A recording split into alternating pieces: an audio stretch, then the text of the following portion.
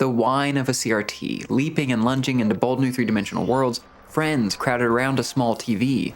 The Nintendo 64 is clouded with nostalgia for me, every memory starting with a friend handing me a controller and showing me off their newest games. In this generation, some series struggled with the leap to 3D, with new franchises rising in their stead. Others redefined themselves and by extension the genre. It felt like a time of rapid innovation with developers pushing new boundaries, but also, I don't know, let's say you're 8 years old at the time and just left the theater after being wowed by a movie with laser swords, a kid your age who's a natural pilot and builds robots. Then, like me, you might have pushed all those groundbreaking games to the side and begged your friends for a chance to relive the Boonta Eve classic in Star Wars Episode 1 Racer. Hey everybody, and welcome to another episode of BacklogBusters, where I'm busting out my gaming backlog with the help of your suggestions and finding out if these games are still worth playing today.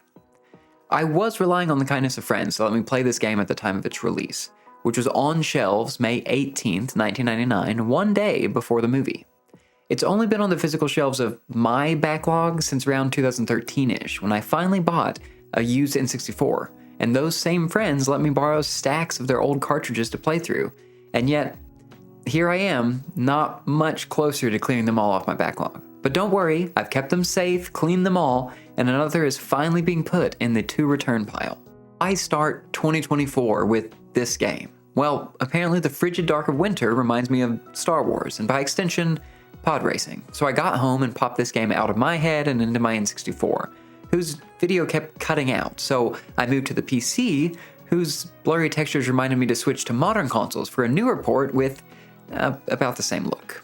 But 4 hours later, the credits have rolled and I'm finally ready to talk about Star Wars Episode 1 Racer, which, if it's not clear from the name, is a racing game based on the first episode of the prequel trilogy, where the one single pod race shown on screen has been stretched into an entire game. But don't be too quick to label this game as a slap-together tie-in. This is from the time when LucasArts Development Studio still existed, and in the years prior had put out Shadows of the Empire and the first Rogue Squadron game, both of which I remember fondly from the admittedly small bits I played of both of them. And they have a lengthy history both in and outside of a galaxy far, far away, which I talked about in maybe too much detail back when I finished Republic Commando for the first time. And I've gotta say, from the first tournament to the last, the racing here is fun and fast. It doesn't quite get up to the speeds of, say, the F-Zero series, but it's closer than I ever would have assumed. And don't even think about using a shell or a rocket, this is just good, clean racing. But it's not a dry simulator. You've got my favorite racing mechanic that instantly improves any game it shows up in, a boost that overheats your vehicle until it explodes. No silly juice to collect, no spinning hoops, or tiny hops at the top of ramps. Just unlimited boost that provides a thrilling risk-reward as you push your engines right to their breaking point, but hopefully pull back right before the fire explosion. And as expected, it's extremely fun to use as you squint through the speed. You've also got a drift, which is helpful for tight turns, and as a last resort, for even tighter turns, you can use an air brake, but what's the fun in slowing down? Especially when your failure rewards you with the classic N64 triangle shatter effect. Besides the joy of racing fast, I was impressed with the repair system, which captured the feeling that these pods are barely holding it together. Unless you're truly the chosen one, you'll probably pick up some dents and scratches along the way, which your engines really aren't fond of. But luckily, you've got a repair button that can be used at any time, although it will slow you down, and you can only repair so much, which should keep your engine running for another lap, but won't be returning them quite to 100%. If your engines do fail, you'll be reset on the track and probably lose the lead in the process. But I loved having to manage my boost, which could end up damaging my engines as much as any wall, on top of finding the perfect time or a long enough lead to repair any damage. Come on, and your ride isn't the only thing in need of repair. Some racetracks have boulders that explode, vehicles that don't stay clear of the road, horribly timed blast doors, and other things that really reiterate that the sport has absolutely no requirements or regulation for any planet hosting a race. Now, nothing here is anything close to, say, the much more recent Split Second, whose tracks can be reconfigured by you and other players at any time. But it was always a pleasant surprise to have later laps open up shortcuts and new paths to keep things interesting all on one level. It fits really well with the ramshackle nature of these tracks, and I would have loved to see more of this throughout the game. I am going to need someone in the comments to explain how this fits into the canon, because Anakin for sure hasn't raced in and won a series of tournaments before the events of Episode 1, right? So I can only assume that this is an alternate timeline where Jedi never visited and instead Anakin just spends his days racing, far, far away from any Tusken Raiders. And what an unproblematic life, buying and selling wares with the fluttering human trafficker, Watto. If you really work to push all that to the side, the upgrade and junkyard systems are really interesting. You can upgrade your pod racer's parts with your winnings, but Watto sells everything slightly marked up, so you can instead look through the junkyard's seemingly random sand-covered wares for a deal. But buying local isn't all bad because you'll get a discount that seems to depend on the currently equipped part you're upgrading and possibly the amount of damage you've received. Because after a race, based on maybe how many crashes you had or things you bumped into, parts will start to lose integrity and need repairs, which can be handled by upgrading the number of pit droids on staff, which maxes out at 3, and I could never tell what or how much would be repaired after each race, or if any of these repair meters next to the parts would affect the next race at all. It feels like they were going for more of a market of fluctuating goods, prices, and various states of disrepair, but I found the game just doesn't do a great job at conveying how damage, reselling, and upgrades work together. It's definitely a more interesting approach than just a list of increased speed by 1 or air brake by 2, but it ends up feeling a little too shallow or unclear, maybe both, and I would have liked to see more from this. In the first tournament, I felt there was a decent variety. Obviously, we start on Tatooine, head to a smoggy city, visit the polar caps, race through underwater tubes, between poison canyons, in tunnels filled with asteroids, and then,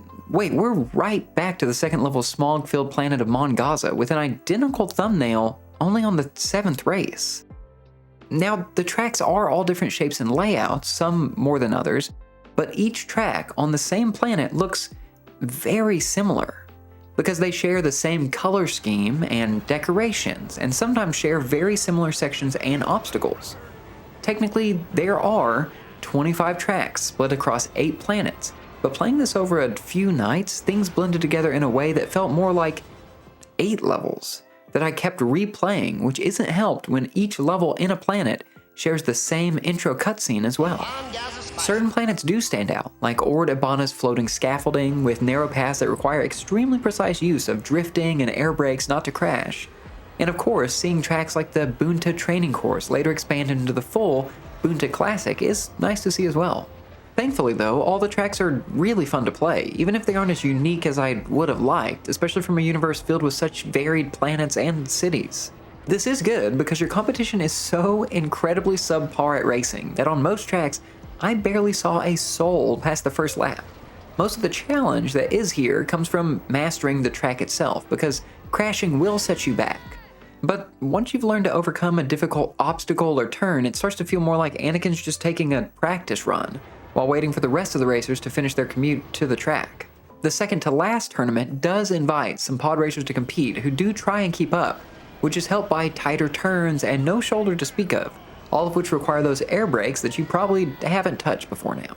Then the very last tournament, which confusingly takes place after the credits have already rolled, ramps up the difficulty a little bit more with a track that features such a gigantic shortcut that it's basically required and forced me to slow down to tail another racer to learn it.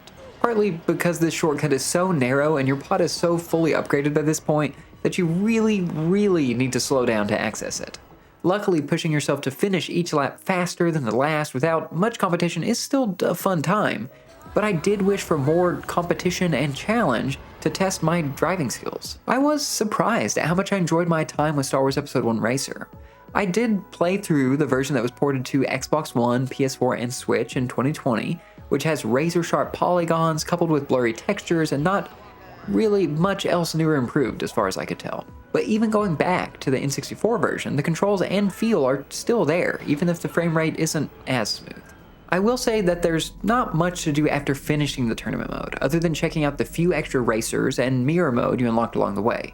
And of course, you can continue to replay the tournament mode, free play, time attack, and play multiplayer, but past the 4 hours it took me to finish the tournament mode, I don't feel much of a draw to return. For me, this game lands at a 3 out of 5, fun but flawed. I really enjoyed racing through the tracks, even though none were especially memorable, and the challengers don't ramp up as much as I'd like, even though the course difficulty does. But there are really interesting ideas with the whole damage, repair, and barter systems.